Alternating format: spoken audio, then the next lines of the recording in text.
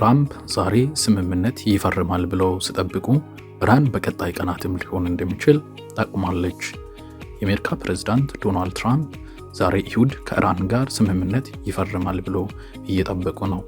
የኢራን የውጭ ጉዳይ ሚኒስትር ቃል አቀባይ ኢስማኤል ባይጋይ ግን ስምምነቱን ዛሬ እንደማይፈርምና በቀጣይ ቀናት ሊፈርም የሚችል እድል እንዳለ መናገራቸውም ተዘግቧል።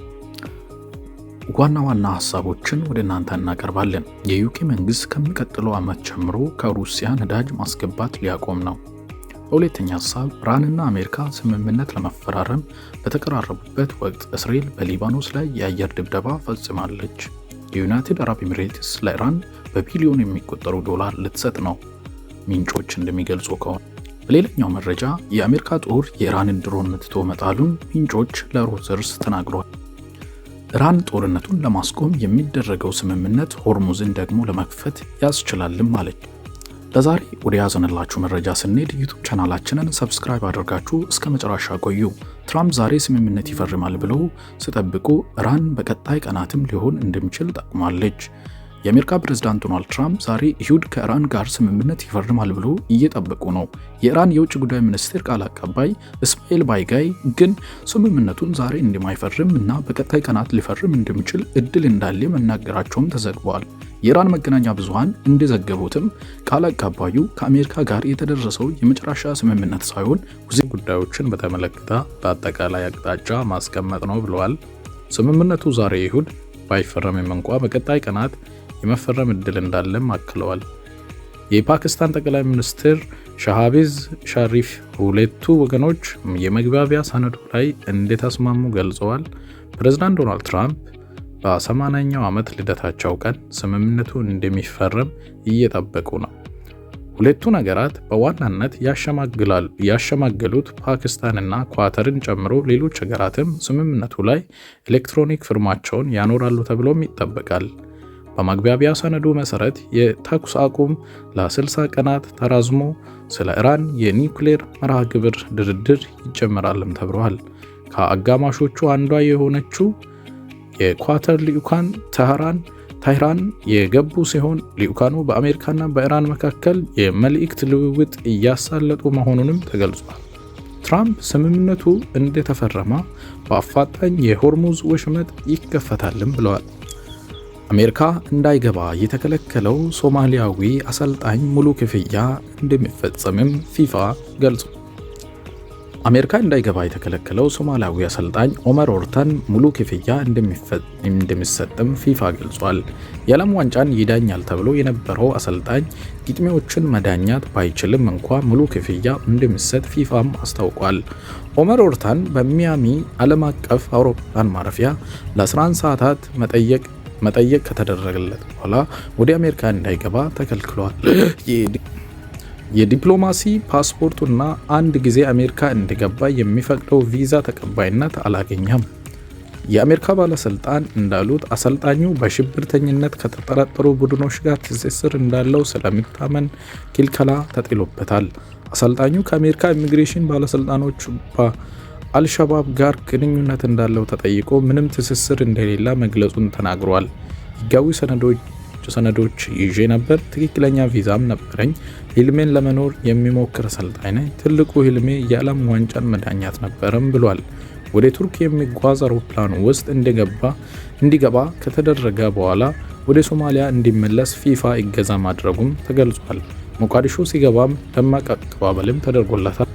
በሌላ ዜና ኢራን ስምምነቱን በተመለከተ የመጨረሻ ውሳኔ ላይ እንደደረሰችም ገልጻለች።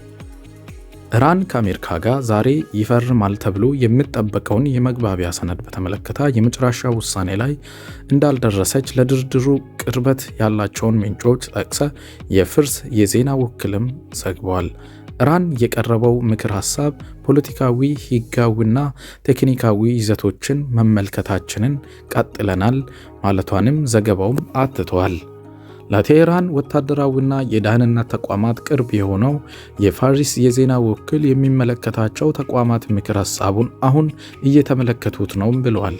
የአሜሪካ ፕሬዝዳንት ዶናልድ ትራምፕ ዛሬ ስምምነቱ ይፈረማል ብለው እየጠበቁ ሲሆን ከአሸማጋዮቹ አንዱ የሆነችው የኳታር ልዑካን ዛሬ ቴሄራን ገብተዋል።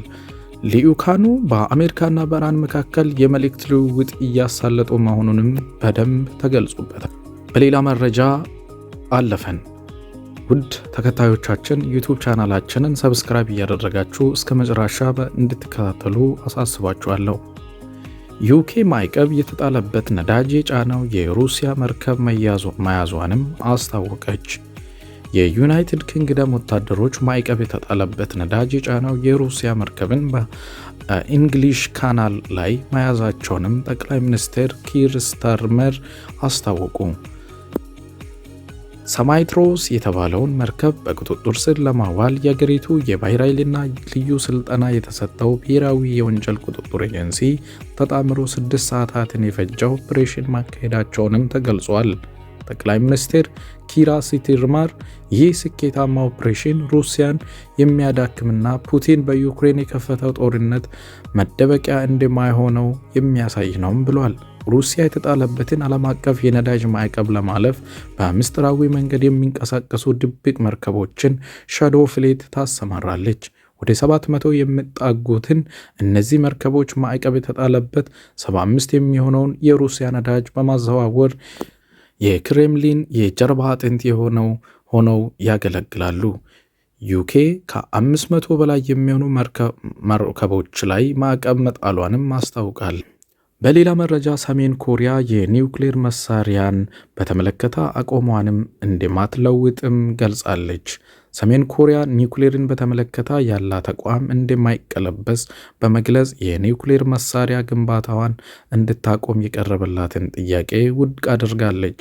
የደቡብ ኮሪያ ጃፓንና አሜሪካ ባለስልጣናት ባደረጉት ውይይት የኮሪያ ቀጠና ኒውክሌር መሳሪያ ነፃ እንዲሆን ቁርጠኛ መሆናቸውን ቢገልጹም የፒዮንግያንግ ሐሳቡ አልተቀበለችም። የቀረበለት ጥያቄ ምክንያት አልባና የህልም ዓለም እንደሆነ በመግለጽ ምላሽም ሰጥታለች።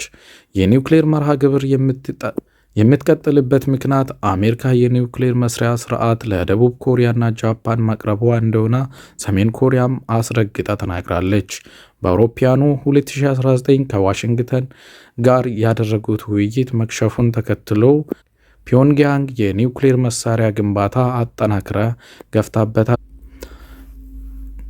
ሰላም ጤና ይስጥልኝ። ከዜናው ጋር የነበርኩት ሳሚ ዴይሊ። ሰብስክራይብ አድርጋችሁ መልካም ጊዜ እንደሆነላችሁ እንመኛለን።